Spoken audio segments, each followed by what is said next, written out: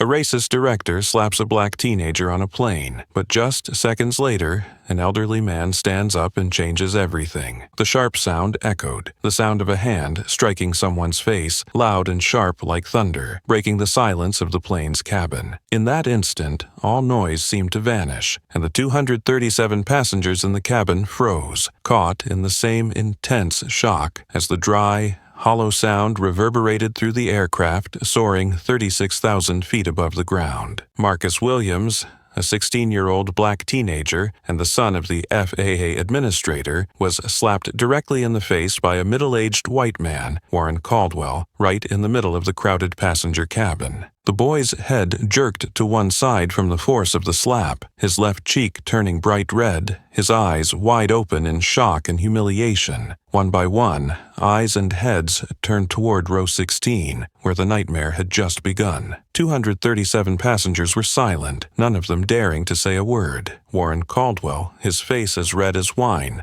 stood over Marcus, his trembling index finger pointing directly at him, still filled with rage. "I told you to know your place, boy." The racist words hung in the air, like poisonous smoke spreading quickly through the cabin.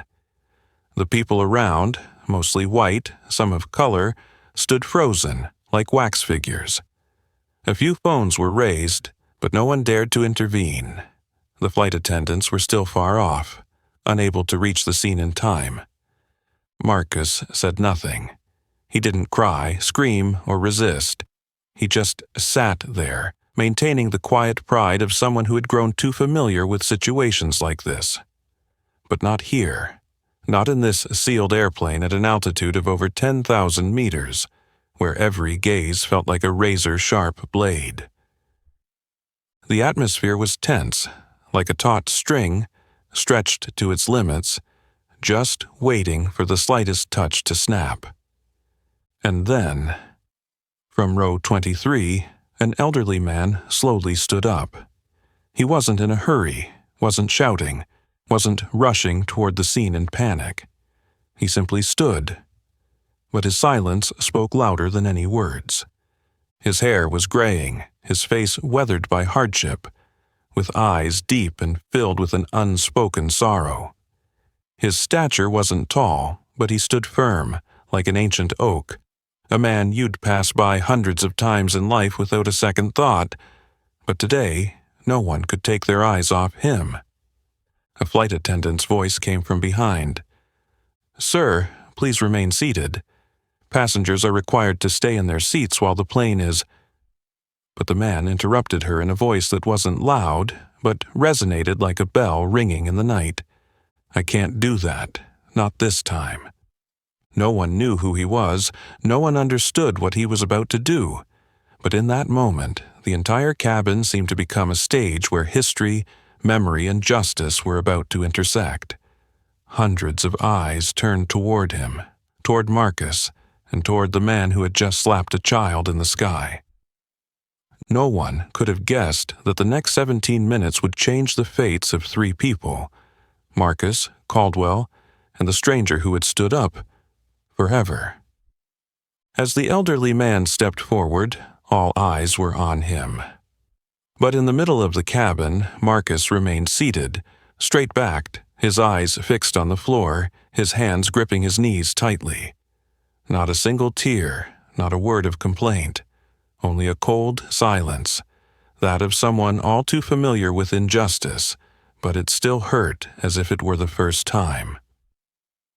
Marcus Williams, 16 years old, a senior in high school, was the only son of Charles Williams, the FAA Administrator.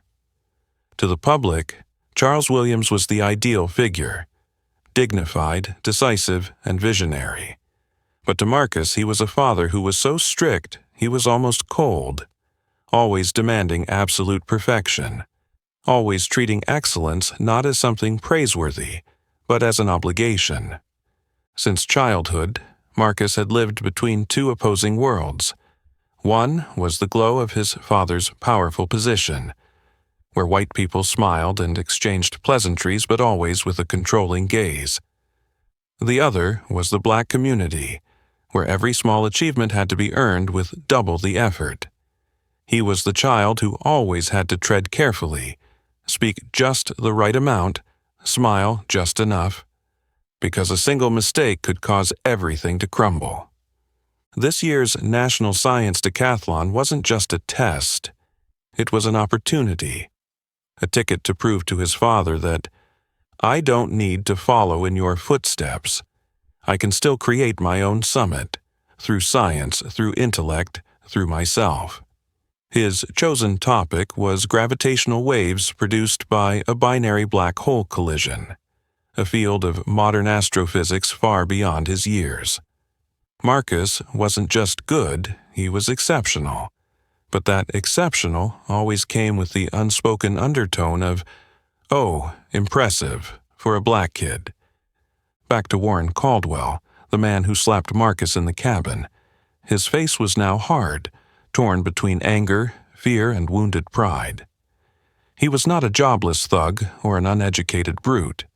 On the contrary, Caldwell was a senior executive at a global financial corporation, accustomed to traveling in business class, used to being prioritized and served. He lived in a bubble where his voice mattered, his gaze had power, and the social order had to be protected from people like Marcus, kids whom he thought were being given too many privileges by political correctness. He was used to smiling at black people at conferences, but never allowing them to sit at the same table as him. To Caldwell, Marcus embodied a change he couldn't control. Those black kids in hoodies who spoke like Harvard professors. Those brown-haired girls reading Dune who dared to laugh at his sharp words. The slap he delivered to Marcus's face, with all its aggression and humiliation, wasn't just because of an accidental elbow.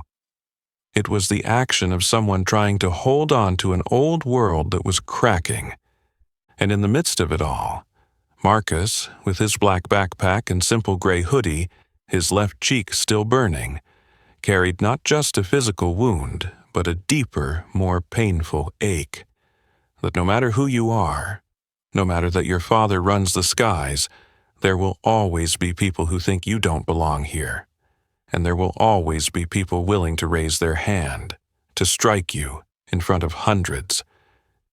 In the next 17 minutes, he would have to decide silence or stand up. And who was this elderly man who just stepped forward like a figure from the past? And why was he looking at Marcus as though he knew exactly what he was doing? Outside, the sky was still blue, but inside the cabin, a storm of emotions was about to break. Marcus still vividly remembered the moment 6 hours ago, right at Gate C-42 of Hartsfield-Jackson Atlanta International Airport, when his father gripped his shoulder tightly, for the third time in a row, asking, "Are you sure you've backed up all your files?" On the USB in the cloud, emailed to Professor Diaz, the question wasn't out of mistrust, but a familiar expression of the quiet anxiety his father, Charles Williams, the FAA Administrator, always concealed beneath his cold, stern exterior. Beneath his well-tailored suit, beneath the clear, precise voice of someone who had once overseen the entire U.S. air traffic control system, was a father still learning how to express love, through checklists, reminders, and quiet nods.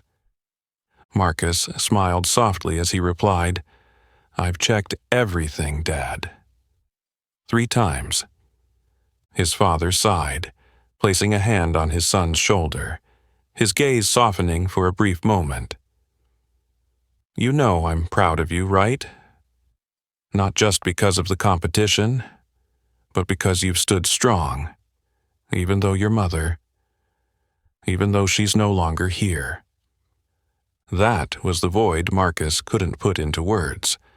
His mother, a comparative literature professor, had left Atlanta nearly a year ago for a short-term research trip to Paris, but that trip never ended, and she never came back. In the dinners that were just the two of them, silence hung thick like fog. His father worked late into the night. Marcus cooked for himself, studied on his own, filling the empty spaces in the house and in his heart. So when Marcus walked into the boarding area, he didn't just carry his backpack with a laptop, a project presentation, and the national team's badge. He also carried his father's silent expectations, the emptiness from his mother's absence, and the weight of being a black teenager stepping into a space where he knew he would be looked at differently, from every glance to every breath. Meanwhile, in another part of the airport, Warren Caldwell was answering a call. "The meeting with the Oversight Committee will start as soon as I land. I want every presentation perfectly aligned. Yes, every slide. And cut the part about diversity. No one cares about that stuff anymore." His voice was curt, cold, and authoritative, the kind of tone someone who had grown accustomed to controlling others without raising his voice could use. Warren was the type of man who could silence a room with a mere glance, someone whom HR feared more than the board of directors. But what he hated most was change. He believed every minority support program, every scholarship for equality, every progressive policy was just a way for unworthy people to take his seat. And today, he had no idea that this flight, this very seat he would occupy, would bring him face to face with the very fear he always tried to avoid. A new generation growing up, intelligent, strong, and not like him. A few minutes later, Marcus passed through the ticket checkpoint. Before him was a narrow corridor leading to the plane's body, long, curved, like a tunnel leading into a closed world. He didn't know that he was about to embark on a journey not just across distance, but of human nature itself. A journey that would test the calm he had learned to survive with. A journey that would push the lessons, the words his father had taught him, the years of enduring and striving, to their very limit. The cabin door opened. Marcus Williams, a 16-year-old black student, wearing a hoodie, carrying the dream of reaching the stars, stepped onto the plane. Inside, Warren Caldwell sat in seat 16C, his head bent over his tablet screen, his eyes not yet looking up, but the collision between two worlds, two ideologies, two symbols, had already begun. As Marcus stepped through the threshold into the cabin, he accidentally brushed lightly against the shoulder of a man standing in front, checking his boarding pass. The man wore a pricey light gray suit, a glistening Swiss watch on his wrist, and eyes, cold as stainless steel. Warren Caldwell turned around, his scrutinizing gaze sweeping from the simple sneakers to the heavy backpack, up to the gray hoodie and the distinctly African features of the young teenager. "Watch it, kid," his voice sharpened, laced with a mocking, suggestive smile. "First time flying?"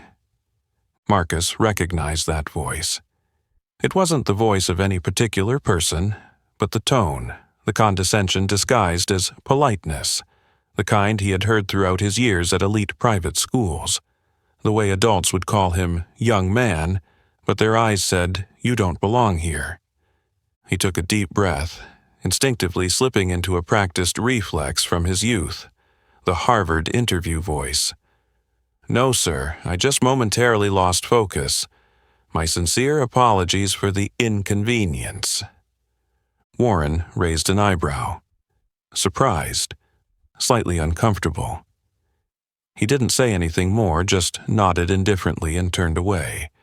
But Marcus had noticed the subtle shift, the change in the gaze, the look people give him when they realize he doesn't behave like their stereotype of him. In that moment, Marcus felt the protective shell he always had to wear.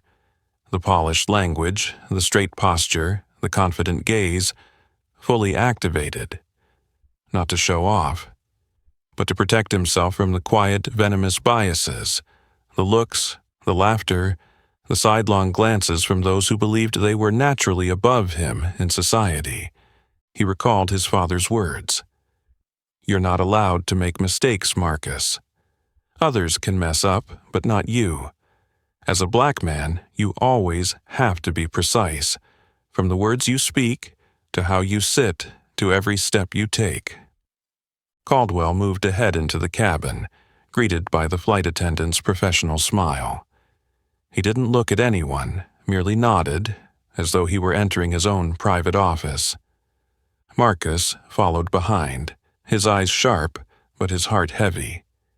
He didn't know that the man, with that seemingly harmless question, would challenge his patience, dignity, and deepest beliefs in ways he never anticipated.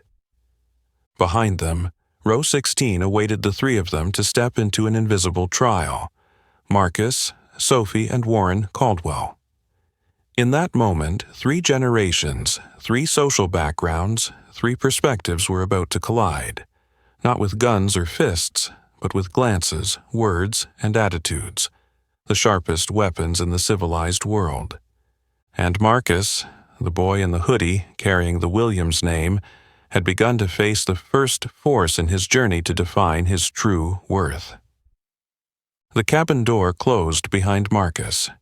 He moved into the middle row of the plane as though stepping into a battlefield, where each passenger was a piece of society compressed into the steel tube soaring through the clouds.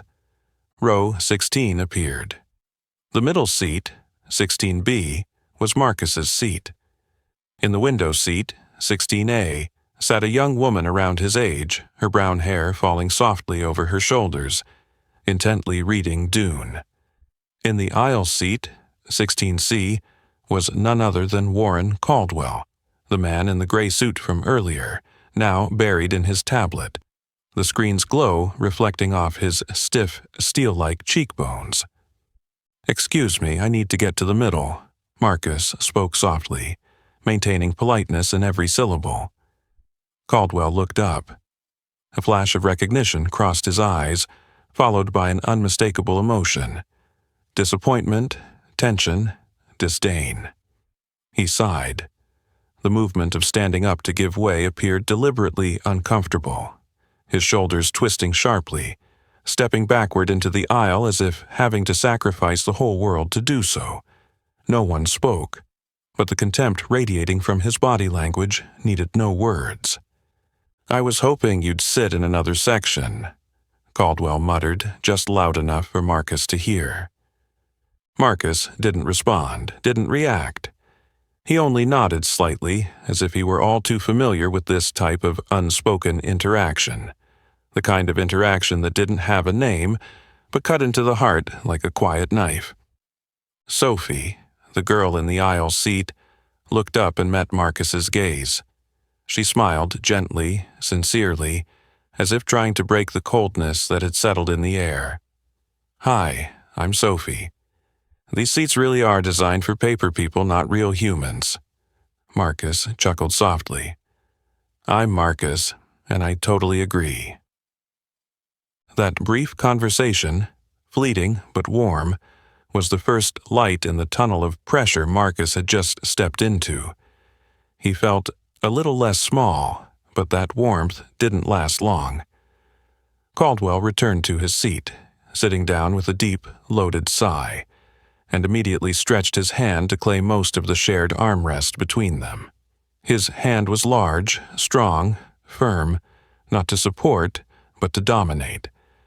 Marcus instinctively moved to withdraw his hand, as he had done many times before, but then he stopped.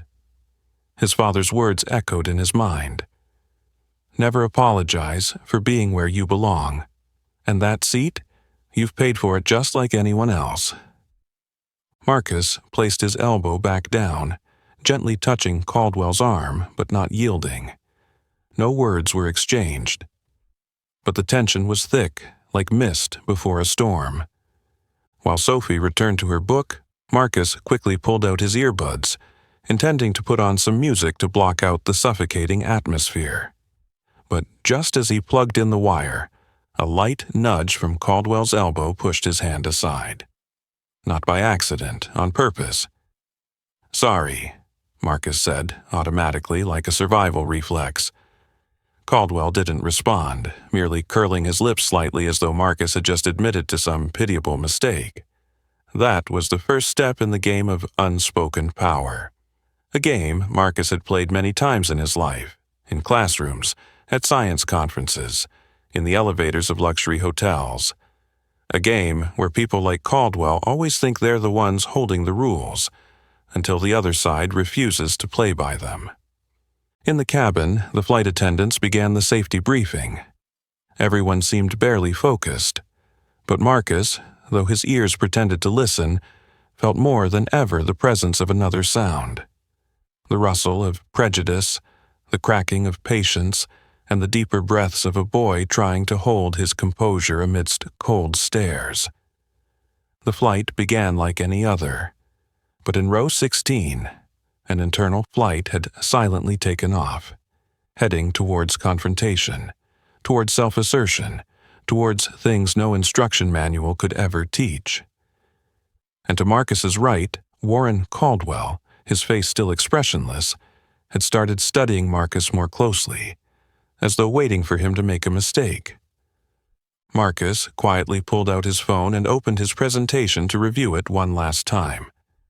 But before he could even get to the third line, a small, folded piece of paper was suddenly pushed toward him from the left, from Sophie. It read, "The guy on your right seems like the life of every party, huh?"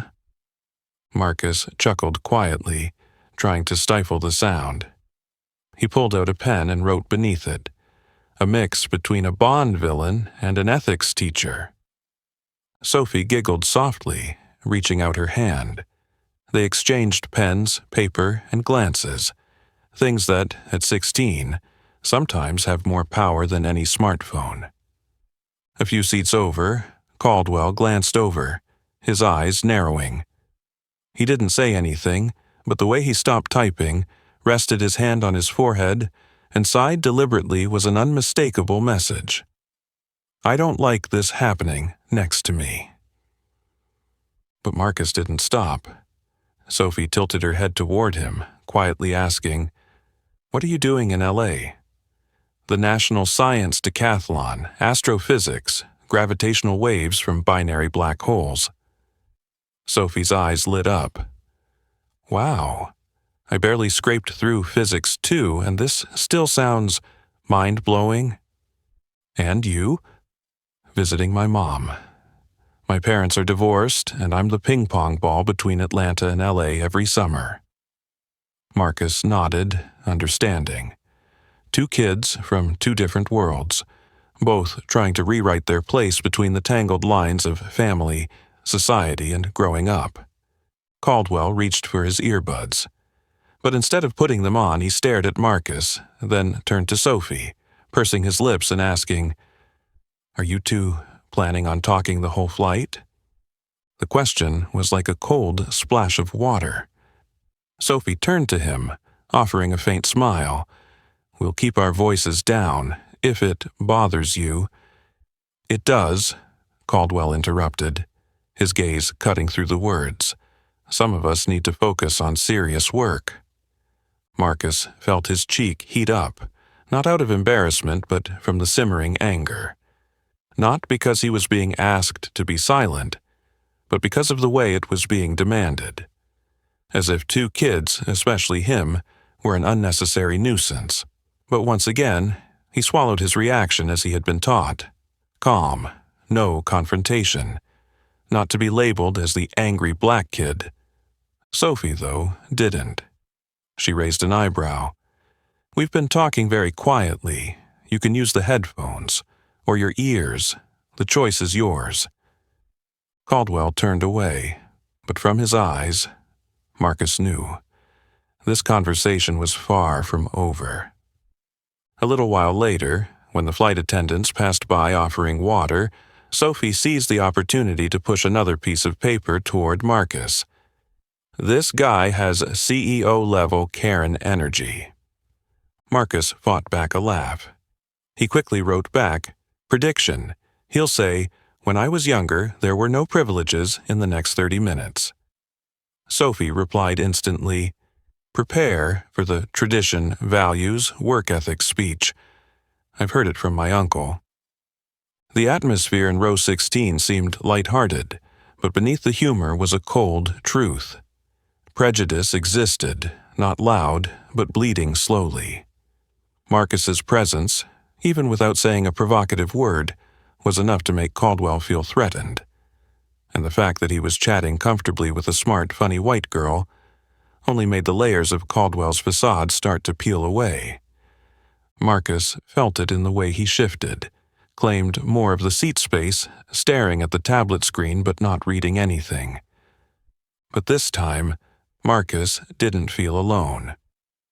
Sophie, without needing to speak loudly or make any grand declarations, stood beside him with her mere presence, her warm smile, and by not turning away like so many others had. In that stuffy cabin, the first alliance had been formed. Not in loud cries, but in subtlety and quiet courage, and that would make the coming storm harder to crush him easily. The silence after Caldwell's sarcastic remarks didn't last long. Though no one spoke, the atmosphere in row 16 shifted from suffocating to tense, like a string pulled taut. A slight touch could snap everything apart. Amara Davis, the head flight attendant, was no stranger to situations like this. 11 years of working in the air had honed her sixth sense, the ability to hear what wasn't said, feel what wasn't acknowledged, and see what no one wanted to look at. From the galley in the front, as she pushed the drink cart down the aisle, she noticed the tension. The locked gazes, the stiff movements, the space between them stretched by an invisible force. No one was raising their voice, but the atmosphere in row 16 was distinctly different. Amara glanced at the small digital name tag on her tablet. 16B, Marcus Williams, 16 years old. 16C, Warren Caldwell, businessman. One look was enough to understand what was simmering beneath the surface. She'd seen it before. A black teenager, simply sitting in the wrong place in someone's eyes, becoming an annoying thorn for the rest of the flight. Amara approached with her professional smile, the same one she'd used 1,000 times before. "Everything okay, folks?" Caldwell looked up, his face shifting from cold to an unnervingly fake civility. "Oh, everything's fine. We just had a very lively conversation." Marcus nodded, his lips pressed tight, his eyes avoiding everyone. Sophie remained silent, her gaze fixed firmly on the open book in front of her, her hand gripping it tighter than usual. Amara didn't need a verbal answer. She just nodded slightly. "If you need anything, just press the call button. I'll be by regularly." As she continued pushing the cart, she glanced briefly at James, a white colleague who had been working with her for 6 years. "Row 16 is showing signs." "I've seen that kind before," James replied. "I'll check in when we hand out snacks." A quiet, smooth, and precise coordination. No need for records, no need for noise. But now, Marcus had someone silently standing on his side. At the back of the cabin, by the window seat in 23D, Michael Kavich, an elderly man in his 60s with salt and pepper hair and experienced eyes, was also watching. Unlike the other passengers who were plugged into their headphones, asleep, or glued to their screens, Michael sat upright, his eyes quietly following everything from the moment they boarded. Not out of curiosity, but because he saw things that many others overlooked, because he had lived through them. He saw how Marcus lowered his head when Caldwell bumped his shoulder, how Caldwell shot him a cold look when Marcus smiled at Sophie, how the air subtly shifted around a young black man sitting in the middle of coach, as if the entire cabin order had been disrupted. Michael Kavich didn't know who Marcus was. He only knew that the look in that young man's eyes reminded him of another look, from a man he owed his life to many years ago, in a tropical rainforest in 1975. And if he wasn't mistaken, Marcus might be that man's grandson. The flight continued, quietly heading west. But beneath the smooth skies, beneath the steel shell and luxurious interiors, 3 layers of observation were converging. Caldwell, the man who still thought he was in control but was losing grip. Amara and James, the silent gatekeepers, safeguarding fairness with professional rules and sensitive hearts. And Michael Cavich, the one witnessing it all, saying nothing, but watching with a purpose no one yet understood. They didn't speak, they didn't signal, but each of them saw and remembered. Because some things, even when left unspoken, are still clearly present in the air, like a silent indictment of the injustice passed down through generations. The looks of understanding had left, but the feeling of being watched remained, silently, but burning like fire hidden under ash. After nearly an hour of suffocating silence, Caldwell suddenly turned to Marcus, starting with a seemingly harmless question. "Where are you headed, kid? Visiting family?" Marcus removed his earbuds, keeping his voice calm. "No, I'm participating in the National Science Decathlon, the national finals." Caldwell nodded, repeating, "Ah, decathlon, impressive." Then he paused for a moment, and it was there the mask began to crack. "When I was your age, there weren't any scholarships for anyone. Everything was based on merit, no preferences, no privileges." His voice was even, soft, like a casual cafe conversation, but each word he uttered felt like a velvet-covered needle, digging deep into the air between the 3 people sitting there. Marcus stared straight ahead, not looking back. His heart raced, but his voice remained steady. "I guess, back then, all exam rooms looked pretty much the same." Sophie looked up from her book. Her eyes gleamed with caution, but Caldwell just chuckled, as if Marcus had just made a funny joke. "You know," he continued, "today, people are so focused on diversity, race, gender, that they forget there are poor white people who have to work twice as hard. It's just that no one makes special programs for them." Caldwell's words were as sharp as a scalpel. Not direct, not harsh, but unmistakably, he was denying the existence of systemic injustice and subtly positioning himself as the forgotten victim in a society that was too woke. Marcus took a deep breath. Part of him wanted to ignore it, but another part, the part that was growing with each passing minute in the sky, couldn't stay silent anymore. "I understand how you feel, but the concept of fairness doesn't mean everyone starts at the same starting line. Fairness is when the starting line isn't pulled back because of skin color, gender, or geography." Caldwell chuckled, this time drier. "Sounds like a speech from a political science class. Where do you go to school?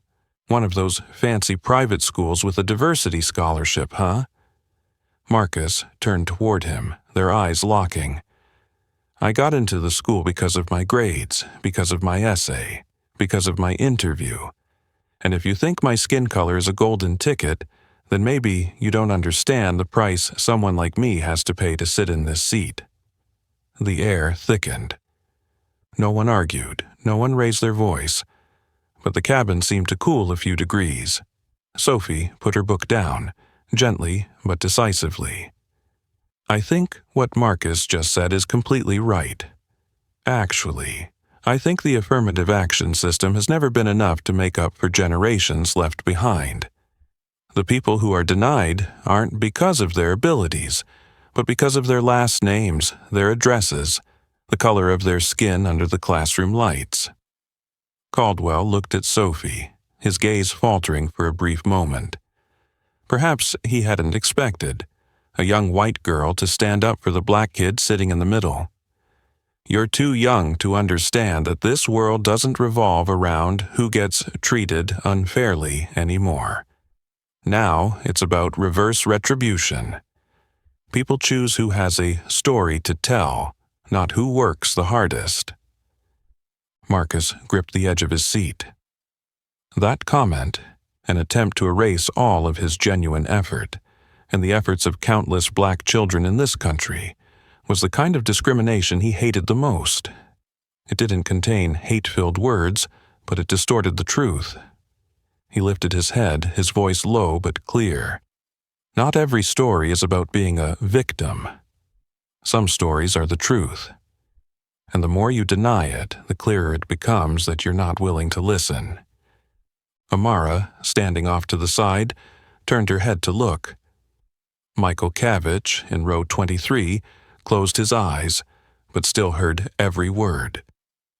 And Caldwell, in that moment, no longer smiled, no longer smirked, no longer took control.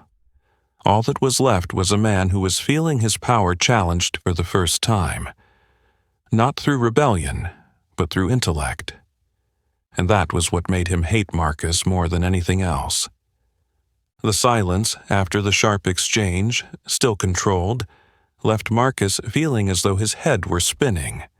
The fatigue crept through his muscles, not from the cabin pressure, but from the constant strain of maintaining composure, politeness, and dignity, like a bowstring stretched too long.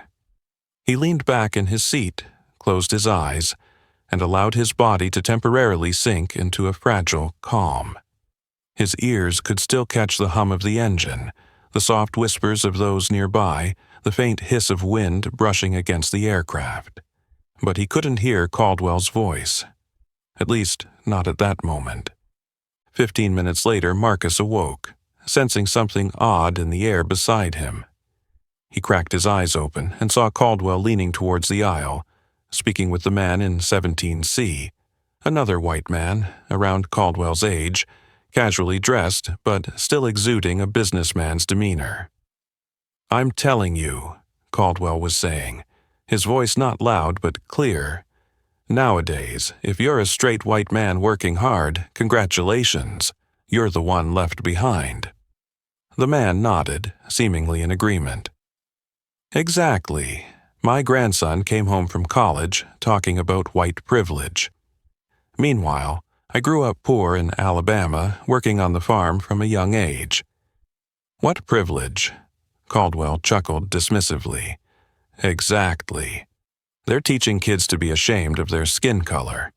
Collective guilt, woke culture. That's not progress, that's destroying traditional values." Marcus turned his face away, but every word felt like an arrow piercing through the shield of composure he had tried to build. No one pointed at him. No one mentioned his name, but he knew full well the conversation was revolving around his presence and Sophie's, a young girl daring to argue back, a black boy daring to be intelligent. Those words indirectly turned him into a threat, into the consequence of woke culture, into a living testament of an order being overturned. Sophie seemed to hear it too. She turned toward him, whispering, "Sounds like a secret conference of those protecting the pure Western way, huh?" Marcus tried to smile, but the smile barely touched his lips, like a broken ray of sunlight in the afternoon. The space in the cabin seemed to shrink, not because of the seats, but because of the atmosphere that had changed. Between the steady hum of the plane there were scattered murmurs full of implications, sidelong glances, brief glances that quickly turned away. A few passengers, not many but enough to notice, had begun to pay attention to row 16. They didn't intervene, but they observed. And, as always, they chose the safety of silence over the discomfort of intervention. Suddenly, Caldwell turned to Marcus, as if just realizing he had woken up. "Oh, you were asleep? I thought you were still reviewing your presentation, proving that gravity should be equal to." His tone was laced with sarcasm. He didn't need to shout, nor was he vulgar, but it was subtle enough that any reaction would easily be seen as too sensitive. Marcus looked up, meeting his gaze. His voice was low, clear, but definitely not loud. "I was trying to sleep. Could you save your arguments for your next LinkedIn group meeting?"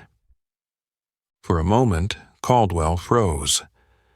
Then he chuckled, but this time the laughter lacked its usual mockery. It had a touch of discomfort, as if he realized this kid wasn't backing down anymore. He wasn't afraid. He turned back to his tablet, tapping the screen forcefully. But the words that scrambled across the screen couldn't hide the unease in his eyes. In row 23, Michael Cavich continued to observe. From Marcus's eyes, from Caldwell's forced laugh, from the deliberate but subtle shoulder bump as the flight attendant passed by. He knew the storm hadn't arrived yet, but the clouds had gathered, and when it broke, no one would be outside its reach. The ding signaling the plane had touched down rang out along with the familiar announcement from the captain. "We've just landed at Los Angeles International Airport. Please remain seated with your seatbelt fastened until the plane has come to a complete stop at the gate." The passengers began to stir. The sound of seatbelts clicking open, bags being pulled from under seats, and in the heavy air of the cabin, everyone was eager to escape the flying metal box. Marcus leaned forward to grab his phone from his bag, preparing to text his dad that he had landed safely. As he moved his hand, he accidentally brushed his elbow against Caldwell's folding tray, where a half-finished paper cup of coffee and a glowing tablet were sitting. Just a slight touch, and a little coffee splashed, hitting the edge of the tablet. Caldwell shot up like a spring. "Look what you just did." He ground each word out, his voice echoing through the cabin, which had gone still in surprise. Marcus jumped, quickly reaching out to help wipe it off. "I'm sorry, I didn't mean to. Let me—" "It's always, I didn't mean to, right? You're the type of person, always causing problems and blaming it on circumstances." His eyes widened, his face flushed red. Passengers nearby began turning toward them. Sophie stopped texting and immediately looked up. "You're overreacting," she said, her voice not loud but clear. "It was just a small accident. No need to shout like that." Caldwell turned sharply, his eyes filled with fury, his white sclera visible. "Ah, I see. Now it's your turn to defend him. Another woke alliance. Let me guess. Next, it'll be the black victim, the kind-hearted white girl and the toxic white uncle. Did I get it right?" No one answered. But the atmosphere was changing, fast, clearly. "Enough," Sophie snapped back, no longer maintaining her calm. "This whole thing is on you. You're the one who invaded space, insulted and discriminated against him the entire flight. And now you're turning a small accident into an excuse to—" Caldwell shouted. "No more hiding anything. Don't play the race card with me." The sound tore through the cabin like thunder. A once quiet cabin full of people packing up suddenly froze. Those standing in the aisle stopped. Hands holding bags froze midway. Every eye turned toward row 16. Marcus sat still, his eyes wide, his hands gripping the edge of the seat. Not out of fear, but because he was holding back. The accusation, playing the race card, wasn't just a denial of pain, but a shove back to the place he had always been put. The troublemaker, the overly sensitive one, the unruly black child. Sophie stood up suddenly, her voice trembling with anger. "No one's playing any cards here. You're the one shouting in the plane. You're the one verbally abusing him from the start, and you're the one who can't stand that someone, especially a black student, can be smart, calm, and not afraid of you," Caldwell growled. "I'm tired of this society always blaming people like me. I have the right to react when I'm offended." In that moment, the space felt like it was falling into freefall. No one breathed, no one moved, and then a voice rang out, calm, professional, but as firm as steel. "That's enough, sir." Amara Davis had stepped forward, standing at the front of row 16. Her face was no longer that of a flight attendant. It was that of someone in full control of a critical situation. The flight has landed. Passengers are deplaning.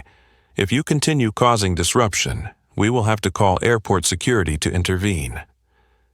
Caldwell turned to her, but in that moment he hesitated. Perhaps it was because Amara's gaze was not one of pleading for him to sit down. It was the gaze of someone who had dealt with people like him before and was no longer patient. Marcus hadn't stood up yet. Sophie still stood beside him, her eyes full of fire. Caldwell clenched his fists, his face shifting colors, and in the silence that followed, a deeper crack had formed between that man and the rest of the world in the cabin. The mask had fallen, and that white hand, once used to controlling, occupying space, and commanding with words, was now trembling with anger, or perhaps with fear of something larger, losing power. The atmosphere seemed to have been under control when Amara spoke, but in a moment of confusion. As the footsteps of passengers continued, as Sophie was about to sit back down, everything shattered. Caldwell didn't say anything more. He suddenly leaned forward, extended his hand, and slapped Marcus hard across the face. The sound echoed like a whip cracking in the confined space. Marcus didn't have time to flinch. He didn't think it would escalate this far. The slap turned his face to the side.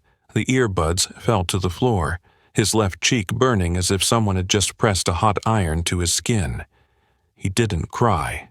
He didn't shout. He didn't retaliate. He just sat still, back straight, eyes wide in shock. It was the silence that made the crowded cabin feel like it was in a vacuum.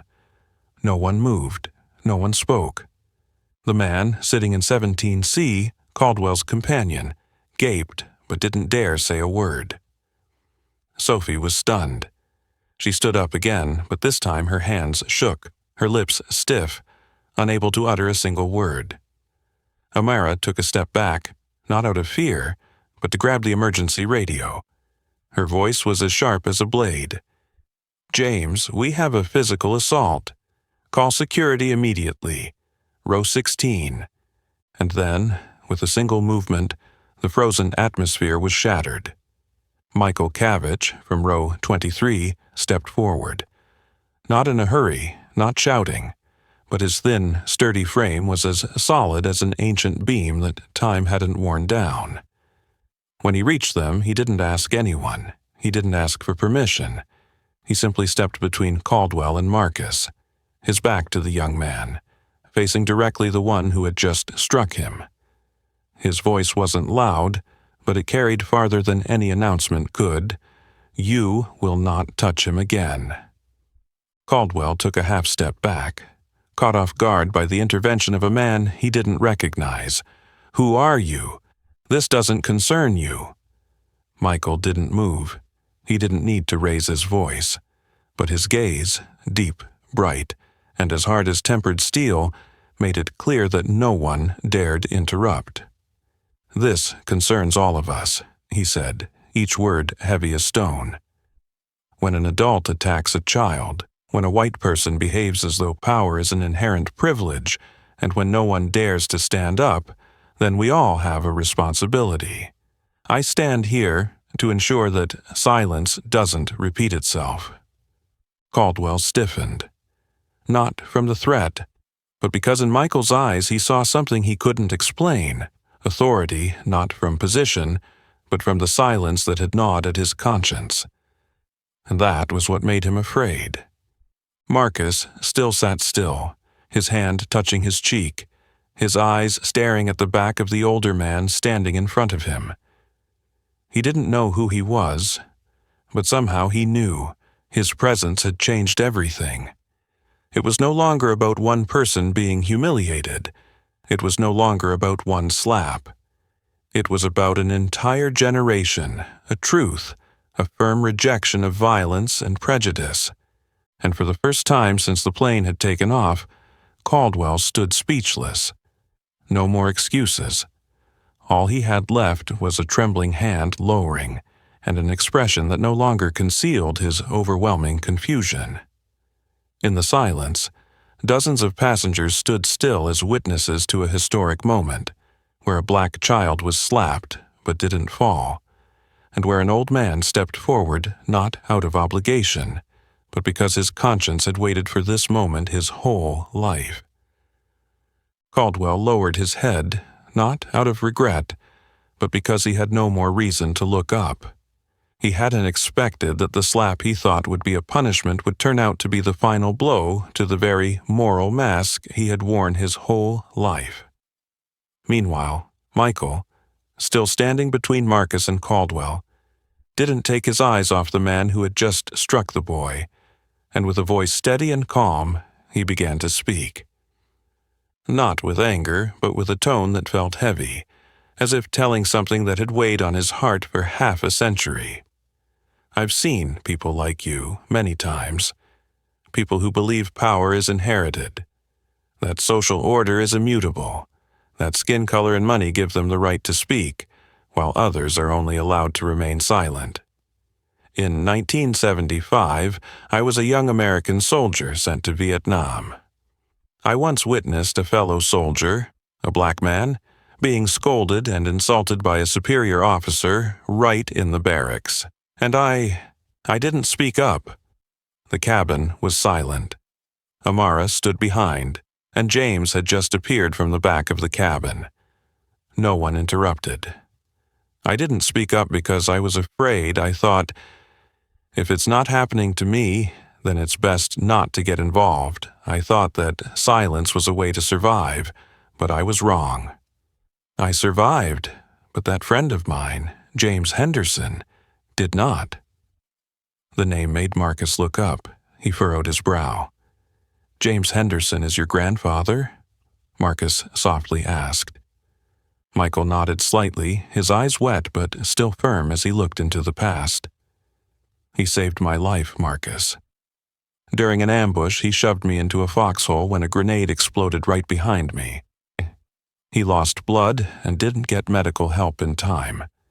And I never told anyone that he had been discriminated against by an officer, that he was denied medical care just because he was black. I lived with that shame for 45 years.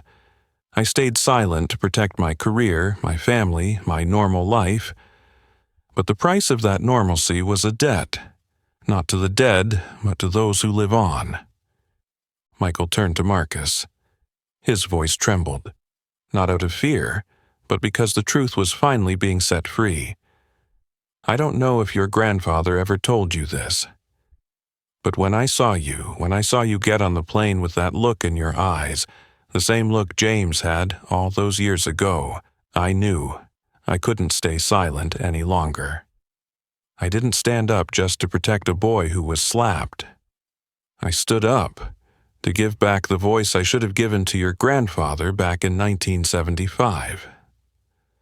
Marcus looked at him. His eyes were red, not just because of the slap, but because Michael's words had opened an unexpected connection between the present and the past, between blood and history, between a child learning to grow and an old man trying to forgive himself. Caldwell still stood there, but he was almost invisible. In this moment, the lights revealed who truly had power and who only lived off a system of privilege without ever asking who they were hurting.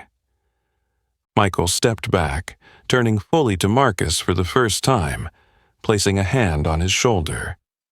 Today, you didn't just keep your dignity. You've preserved the dignity of a memory I thought I had lost.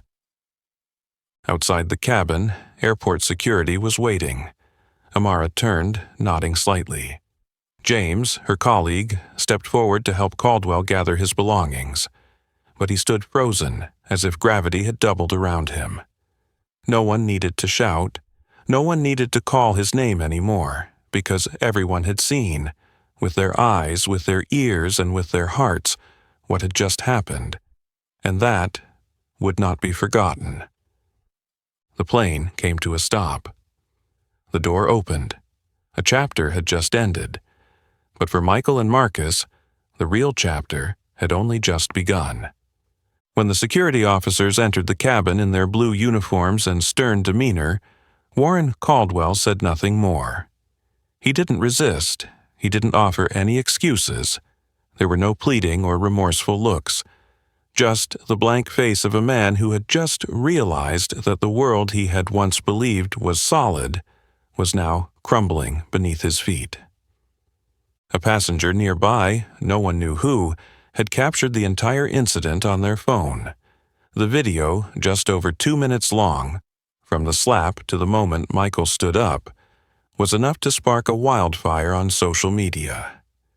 Caldwell was immediately banned from flying indefinitely by the airline, a decision made just hours after the video reached 500,000 shares. The company he worked for, a global financial corporation, issued an internal statement. "We are reviewing Mr. Caldwell's off-duty conduct and its impact on the company's image." Within less than a day, the man who once sat upright as if he owned the world became a symbol of something that society no longer accepted: arrogance cloaked in a suit and power. In another part of the airport, Marcus, Michael, and Sophie sat in a separate waiting room where security officers took their statements. Marcus sat quietly, his head slightly bowed, hands clasped together. No one touched the red mark on his cheek. It was still there, clear, but the internal wound was what really exhausted him. A young officer approached and gently placed a statement form and a notice in front of him. "Since you are a minor, we need you to confirm whether you wish to file an official lawsuit. You may consult with a guardian or an attorney or take your time. No need to decide right away." Marcus nodded, speaking softly. "Thank you." As the officer walked away, Michael turned to him, his gaze not pushing but full of concern. "You're torn, aren't you?" Marcus nodded. "I don't know. Part of me wants to take it all the way, but part of me just wants to leave it behind, focus on the competition, on the future. If I sue, this will follow me forever. The media, interviews, social media. But if I don't, will he really face consequences?" Michael was silent for a long moment. The fluorescent lights reflected off his wrinkled forehead. Once, at a justice seminar, someone asked, "Is justice punishment or is it healing?" I don't have a clear answer, but I learned one thing.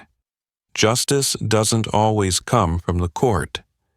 It comes from what's in a person's heart when their actions align with their conscience. If you sue, it has to be for yourself, not because someone else demands it. If you don't, it has to be because you've forgiven, not because you've given up.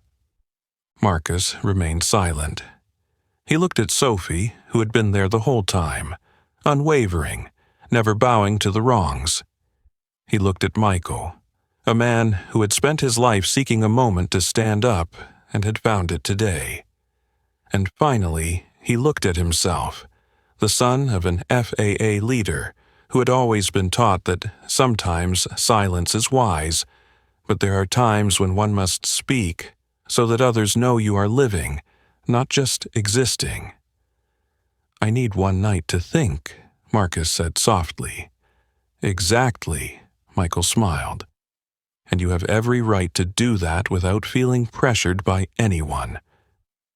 That night, as the news spread across social media and Warren Caldwell's name appeared on every headline, Marcus sat alone by the hotel window, looking out at the bright lights of Los Angeles. He didn't know what he would choose tomorrow, but he knew one thing. Today, he didn't bow his head, and whether he sued or not, that, for him, was already part of the victory. The morning after, the sky in Los Angeles remained as clear as if nothing had happened. But for Marcus, the world no longer felt the same. As he stepped out of the hotel to head to the competition venue, a light breeze brushed against his left cheek, where the warmth from yesterday's slap still lingered. But the feeling that accompanied the breeze was no longer humiliation. It was memory. It was a warning. And it was a reminder that he had stood firm. The night before leaving the airport, Michael had handed Marcus a small business card, the paper worn, but the writing still sharp. Michael Cavich, carpenter, direct contact. No logo, no title, no social media. Just a name, a trade, and a gaze that had lived through enough right and wrong to understand what truly mattered. "When you're ready," he had said, "call me. There's a story you need to hear. Not because I want to tell it, but because you need to hear it. The story of your grandfather. And of me." Marcus nodded, not promising, but not refusing either. Because he knew, somehow, an invisible connection had been awakened. Not with words, but through actions. On the bus taking the competitors to the venue, Marcus sat by the window. In his hands was the presentation about gravitational waves and binary black hole collisions, a complex scientific topic. But in his mind, he was thinking about entirely different collisions. Between generations, between prejudice and courage, between the past that hadn't closed and the future that was unfolding. Sophie sat beside him, not speaking much. But before stepping off the bus, she gently held his hand, giving it a soft squeeze. "Whatever happens in the competition, or whether you choose to sue him or not, you've already won the moment you didn't bow your head." Marcus looked at her, then nodded slightly. "You too. Thank you for not staying silent." The competition went smoothly. He presented clearly, coherently. And when the judges asked about the connection between physics and society, something unexpected happened. Marcus didn't avoid the question. He didn't tell the story of the plane incident, didn't mention anyone's name. But he spoke of collisions that cannot be measured by machines, but are strong enough to change the trajectory of a person. That afternoon, when the competition ended, Marcus took the business card from his jacket pocket and dialed the number. Michael picked up after 3 rings. "It's me, Marcus. I'm waiting. Are you free?" Alive and free to say what should have been said a long time ago. They met at a small cafe near Venice Beach. No frills, not crowded. Marcus arrived first. Michael arrived later, with a thin envelope in hand. "Inside is a letter your grandfather wrote to me in 1976, but I never answered." Marcus took it, not opening it right away. Michael looked out the window, where the sunset was slowly turning the sea red. "There are debts you don't pay with money, but with actions. Yesterday, I didn't stand up just for you. I stood up to be worthy of your grandfather's life-saving act. And today, I'm telling you this, to close a chapter of history. But you, yourself, are the one who will decide to open a new one." Outside, the ocean still crashed with waves, as if it had never known slaps, silence, or human pain. But in that moment, between a man who had stayed silent for 45 years and a boy who had just learned to speak, one thing had changed forever: the continuation. No one gets to choose when they are born. No one can undo the mistakes of the previous generation, but anyone can become the one to stand up when their turn comes. As Marcus left the cafe, the business card was still in his jacket pocket, but now it was no longer the promise of an old man, but a certification from a new generation. Ready to live, ready to speak, ready to move forward. Not because of the past, but because the future needs people who dare to stand up. In an airplane above the clouds, one slap revealed the deepest layers of prejudice. But it was also there that courage overcame anger, intellect overcame arrogance, and a man who had stayed silent for 45 years chose to stand up to protect a new generation. The story of Marcus and Michael wasn't just an isolated incident. It was a reminder that justice doesn't come from the loudest screams, but from the right actions at the right moment. So, what about you? If you were sitting in that airplane cabin, would you stay silent or would you stand up? Share your thoughts in the comments. We want to hear your voice. If this story touched you, hit like, share to spread the value, and subscribe to the channel so you won't miss inspiring real-life stories like this. Because sometimes it only takes one person to stand up, and that's enough to change everything. See you in the next video.